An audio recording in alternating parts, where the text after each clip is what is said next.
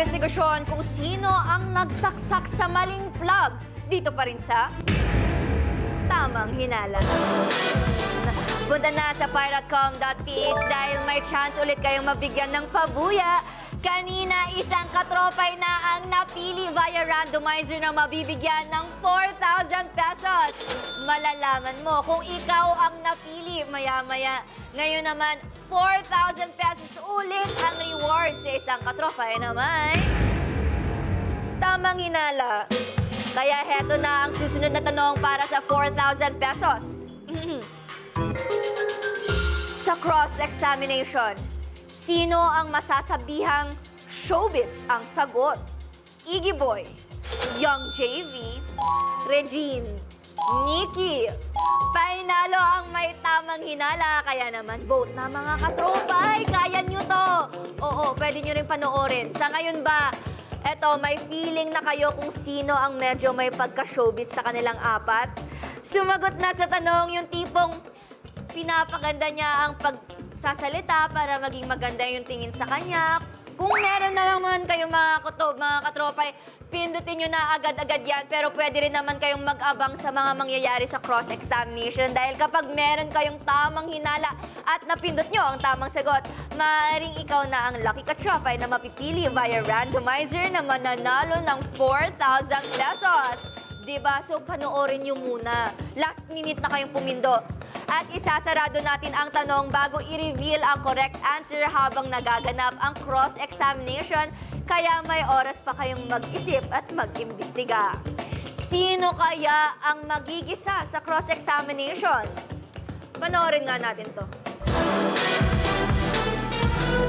Nagtagumpay ang mga suspect sa ikatlong misyon. Makatulong kaya ang makukuha nilang clue para sa kanilang tamang hinala? Alamin sa pagpapatuloy ng investigasyon. Pasok!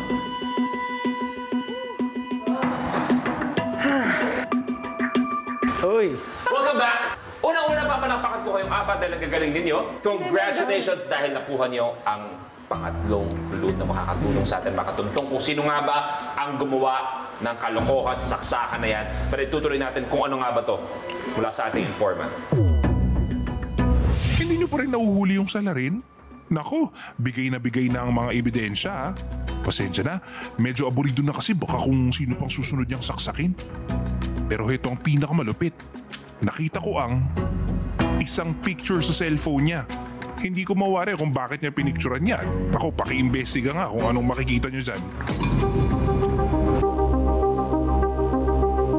Ito ang isang picture sa kanyang cellphone.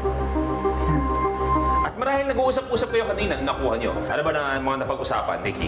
Bakit maliit yung straw kung halo-halo yan? Bakit maliit yung straw? So wala kayong pakialam kung sino man ang gumawa. Ang pakialam nyo lang kung bakit maikli ang straw. Hindi, at saka ba't may straw? Paano mo makakain yung saging? Ewan ko ba? Okay. Parang strawberry smoothie siya with fruit toppings. Sino ba? Kung kunwari nga ng strawberry smoothie, sino ba dito ang tingin mo o-order ng strawberry smoothie? Yan ang katanungan. May nagbakasyon ba recently? Kasi narinig ko sabi ni Regina, kamakailan, nag-anilaw ka. Tama. Pero walang ganyan-ganyan sa anilaw. Yeah. Ikaw ba? Nagbabakasyon ka ba recently, JP? Wala eh. Due to the baby, medyo stay at home kami. Hindi. Kakatapos naglalakin po kami. So, trabaho for the past few months. So, this month lang talaga Saan yung nakapagpahinga. trabaho niya? Iloilo? Iloilo. Na may beach? Oh, kita mo, pasimple. Kita mo ang ginagawa niya, pasimpleng kinukuha ang mga kasagutan sa Igboy at sumagot ka naman. Ricky, ikaw, nagbakasyon ka ba recently? Hindi, Chris, magkasama tayo sa event, diba? Magkasama. Pero ito ang pinakamaganda dahil marahil kayo'y may katanungan para sa inyong mga kasamahan. Kasi kayo magkakasama sa scene of the crime at lahat-lahat. Kaya naman, ang next step, ito na ang cross-examination.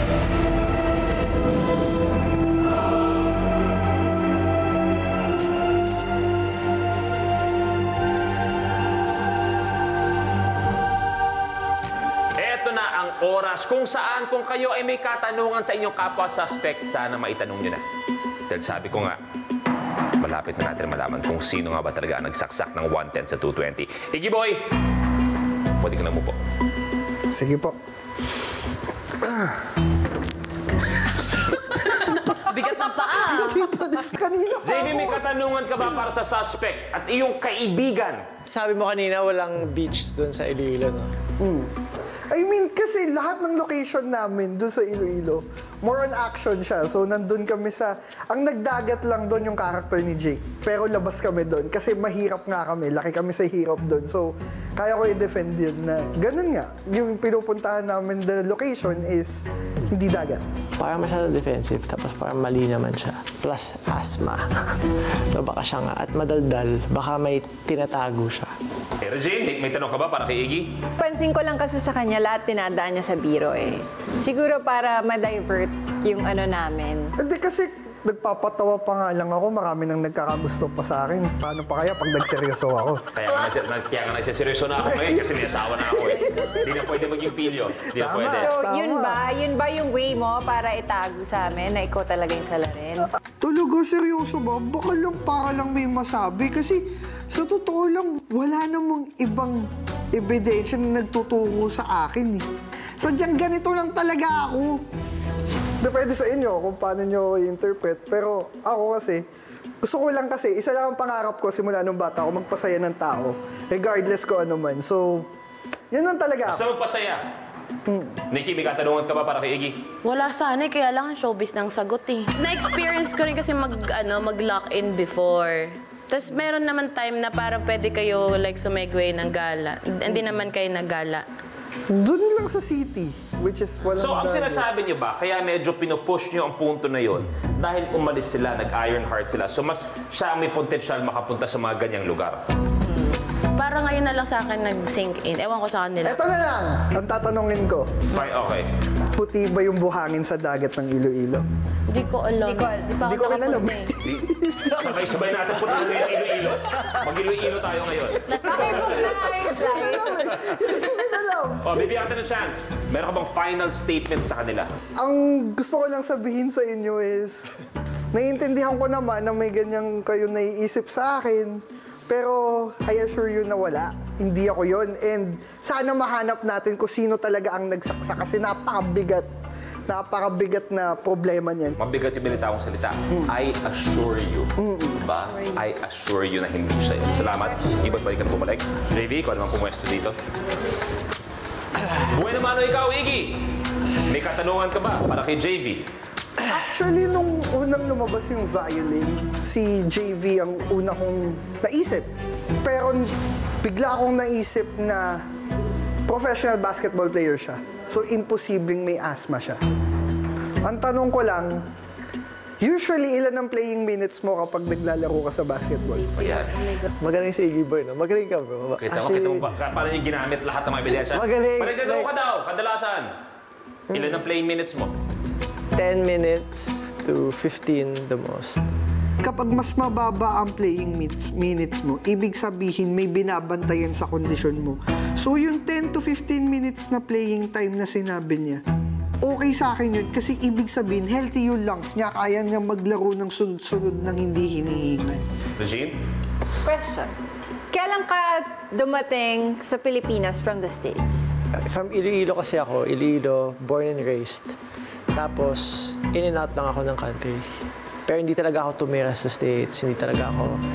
Nag-school lang ako sa London, tapos bumalik ako dito so every summer. Ganun lang. Kasi, kaya ako siya suspect dahil because marunong mag-violin. So feeling ko nga, musician siya. And, di ba, pag galing kang States, if afam ka, sanay ka magsaksak ng kahit anong appliance. Isasaksak mo ka agad because sanay ka na 110 lahat ng saksakan sa States. Tapos biglang pag-uwi dito, 220, hindi niya alam, sinaksak niya, Magaling. sumabog. Pero nangyari na sa akin yun before, sa Iloilo pa lang ako, nagkakamali talaga ako ng 110 sa 220. Pero ngayon, hindi ikaw. Nikki, may katanungan ka ba para kay JV? Wala sana eh. Realization lang. Na? Kasi nung sinabi ni Ate Reg, nag-London pa pala siya. Parang lalong nadagdagan yung ano ko na hala, violin. Siyempre meron din mga, Juilliard. School of Music. School of Music. Hala, sorry talaga, JV. Feeling ko lang. Pero okay lang. Wala kang tanong. Gusto ko Yun lang, kayo, Yun lang, realization. Final statement. gusto ko kayong tulungan. para hanapin to. Ako kanina pa ako medyo silent mode lang, hindi ako masyado talkative kasi more on body language ako talaga. And minsan sa mata, but usually sa body language. So sinasabi niya, hindi siya pwede ka na bumalik. Maraming salamat, JV. Regine? Si JV, masyadong hindi mapagbigay ng information. May iniingatan siya eh. Ikaw ang promotor kanina ng tingin mong salarin ay si Regine. May katanungan ka ba sa kanya ngayon? Before ka po pumasok sa modeling, saan ka po tumira? Sa Cubao. Sa Cubao? Oo. Okay. Yun lang, kasi... Kasi mas sinusubukan niya eh, kung mahuhuli niya. Kasi, I mean, kung ang sinagot niya Laguna, yun na yung magpapatunay na tama lahat ng iniisip ko. Kaso sinabi niya, Cubao. So ngayon, medyo napaisip ako, hindi ko na rin talaga alam kung sino eh. JV, may katanungan ka ba para kay Regine? Beach person ka? Are you a beach Not really. person? Pero yung kids ko, since mahilig sila sa beach, nagpupunta kami. Madalas. Lahat ng evidence pwede sa personality niya. Kutob ko, baka si Regine talaga. Kanina lang naalala ko kasi nung may violin, natanong ko siya nun kung nagva-violin siya. Nabanggit niya lang naman na nung wedding ko may violin. Nung kinasal ka may violin? Meron. So, wala lang akong enough details kung nag-violin ka nung performance or may violin lang ba talaga. Di ba sabi ko kanina may sextet, tapos sabi niyo, ano yun? Di ba may quartet, yung 4 yung tumutugtog. Yung kasal ko, 6 yung tumutugtog. May nagva-violin, may I don't know kung ano yung ibang mga, pero yun lang yun. May final statement ka ba para sa iyong mga kasamahan na suspect? Natatawa lang ako kasi lahat kayo ako pinagbibintangan niyo, pero gusto ko lang naman talagang tumulong. Hindi ko naman sinasadyang na katulad kanina, pinagbibintangan mo kasi dinidelay ko, inaalog ko, pero no, it's all part of the game. Nagigets ko naman. Ako rin naman meron ako. Di ba kanina tinuro din kita? Maraming salamat. Pwede ka na bumaba. Thank you so much! Di ba kanina puro ako Regine? Ito medyo nagkaroon ako ng change of hearts kasi ang galing-galing niya doon. Interrogation niya, yung cross-examination niya. That time, nakuha ni Regine yung loob ko. Nikki, may katanungan ka ba para sa kapwa suspect mo na si Nikki? Actually, isa lang ang tumatak sa akin. Yung password dun sa tablet. Ay, unlock! Okay. Kasi natatandaan ko si Nikki, nagpo-post sa kanya yung boyfriend niya na ngayon, fiancé niya na, sa isang episode sa PAE. So, nung nakita ko yung password dun sa tablet is wedding. Ang unang pumasok sa akin, si Nikki. Sa aming lahat, parang si Iggy may jowa. Si JV may jowa din. Well, lahat kami mga jowa eh. So, for me, common denominator namin yun, yung wedding. So, chill lang ako dun. Ang tanong ko sa'yo is, saan kayo usually nagtitingin ng wedding venues? Kung nakatingin na ba sila ng mga wedding venues para sa yung nalalapit? To be honest, wala pa kaming venue kasi nag-iipon pa nga kami. JV, may tanong ka ba para kay Nikki? Bilang DJ sa radio, dami mo na-encounter ng mga musicians and everything. Ikaw din ba may certain hilig ka rin sa music? Actually, misconception yan sa akin, especially pag may nag-i-inquire ng hosting, kadalasan sabihin, uy, Nikki, ano to hosting tsaka kanta. Eh, hindi naman ako kumakanta. Gusto masample lang pa kita. Huwag na. Sige, Sayang. I'm okay na sa Sayang. question ko. Regine, may katanungan ka ba? Kailan huling nandito yung jowa mo? Ano pa yun? August. So baka may chance na nag-beach kayo? Wolo. Ano lang kami Kasi nun? bilang mga AFAM, gusto nilang puntahan yung mga beaches natin. Yung jowa ko kasi Greek. So, when it comes sa beach, hindi sa kanya big deal yung beach sa Philippines. Kasi yun usually kadalasan pinag-argue namin na, ay, hindi, mas maganda yung beach ito sa amin. Tapos sabi niya, no baby, Grace is better, ganyan. Yeah. So, Kumbaga, slightly din sila, exposed sa mga magagandang beaches. Yeah. oh, slightly mayabang yung jowa ko. Meron ka ba mga final statement para sa iyong mga kasamahan? Eto lang. So, siguro, feeling ko, isa sa inyo yung suspect. So, kung sino man yun, guys, sana magkapare-pareho tayo ng sagot mamaya para makahati din ako sa prize. Kasi sayang din yun. Thank you very much, Nikki. Pwede ka na bumalik. Hindi ko alam kung nakatulong o mas gumulo ang isipan ninyo dahil eto na ang oras na pipili kayo ng tingin nyo ang salarin, ang gumawa ng pagsaksak ng 110 sa 220 sa electric fan na nagkagulo kung bakit tayo nagkasama-sama ngayon. Kaya naman, bibigyan ko kayo ng konting time para mag-isip at pagbalik nyo, ibibigay nyo sa akin ang final hinala ninyo. Bigay na ng final hinala mamaya. Pero ngayon, bigayin muna ng pabuya sa mga katropay nating nagkaroon ng tamang hinala. Ikaw na to, Special Agent Karina. It's getting hot in here, Chares. Oo nga, magiging mainit ang tanungan natin. Pero mga katropay, paumanhin na muna ha. Nagkaroon lang tayo ng technical difficulties. Pero magpatuloy na muna tayo sa pangingilatis. At abangan ang mga katanungan pa kung saan mananalo kayo ng mga papremyo mamaya sa ibang mga pie shows.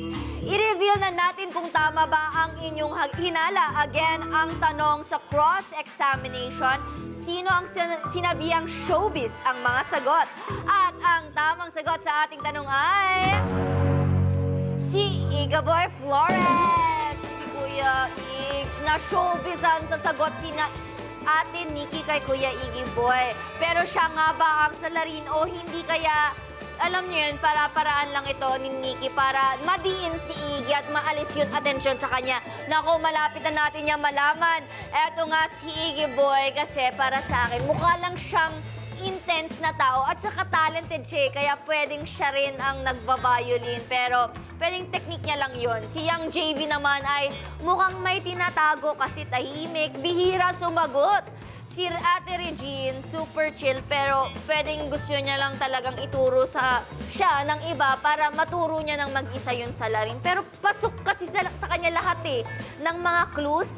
Personality rin kasi ni Ate Regine. Si Nikki naman, walang ebidensya na nagturo sa kanya. Pero alam niyo yun, hindi kasi natin alam kung nagsasabi pa siya ng totoo dahil ang salarin ay pwedeng manabutay at magsinungaling. Kaya naman, sino kaya sa kanila ang kaduda-duda mga katropay? Sundin na ang kutob nyo dahil 10,000 ang maaari mong makuha mga katropay. Good luck sa inyo at syempre talagang galingan. Susunod magkakaalaman na kung sino ang salarin sa pagbabalik na Tamang Hinala.